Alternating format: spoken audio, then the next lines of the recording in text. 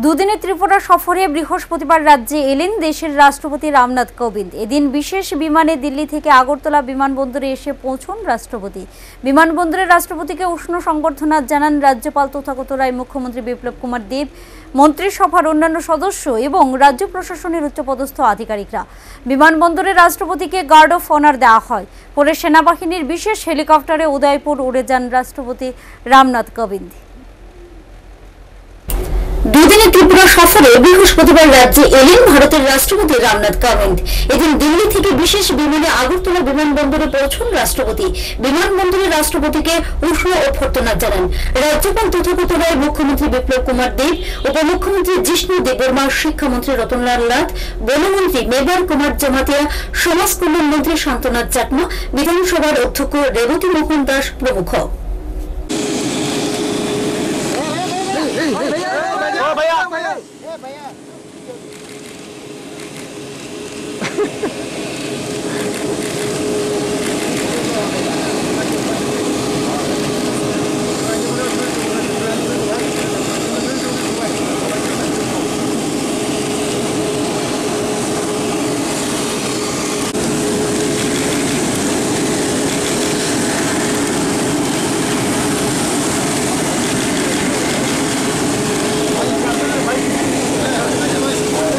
এরপর বিমানবন্দরে রাষ্ট্রপতিকে গার্ড অফ অনার প্রদান করা হয়।